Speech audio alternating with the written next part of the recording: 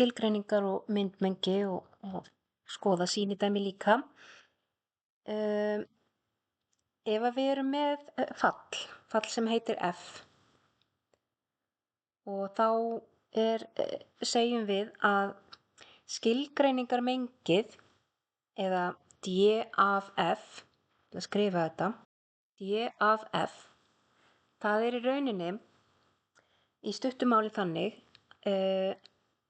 hvað má x-ið vera. Það skilgreiningarmengi og þetta heitir D, þetta bara definition úr ensku.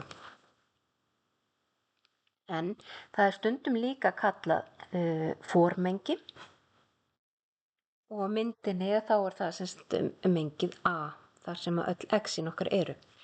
En það sem að myndin í rauninni að sýna að fallið tekur sérhvert x, gerir eitthvað við það, setur í annað veldi eða leggur 4 við eða eitthvað svoleiðis og út kemur y.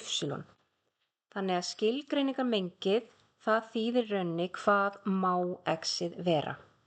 Því að x-ið getur ekkert alltaf verið bara hvað sem Til dæmis ef að fallið væri svona, þá má x-ið ekki vera 0 því það bannað að deila með 0. Eða ef að fallið væri kvadratrótin af einhverju, þá má x-ið til dæmis alls ekki vera mínustala því það ekki hægt að taka kvadratrót af mínustölu, þannig hérna þarf x að vera stærra eða jafnt á 0. Þannig að skilgreiningarmengið bara hvað má x vera.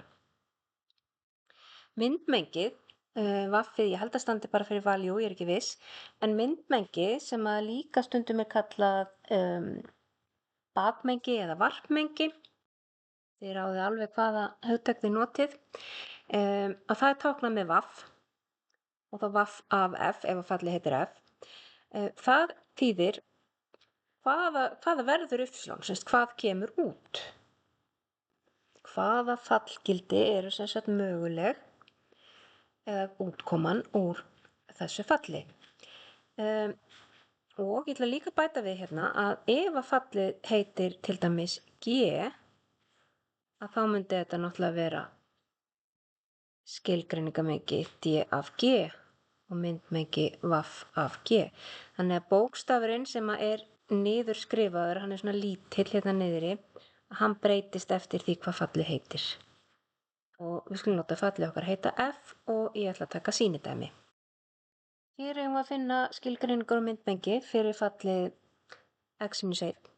Þannig að skilgreiningarmengið það þá D, muniði, og vaff.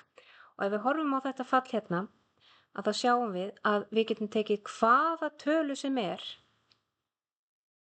og dregið 1 frá. Þannig að x getur verið hvað sem Og þá skrifum við þetta svona, skilgreiningarmengið allar rauntölur. Þetta R sem með 2 svona strikum, allar rauntölur. Og fallið okkar, þetta auðvitað lína bara og línan óendanlega löng í báðar áttir, þannig að allur x-ásinn liggur undir.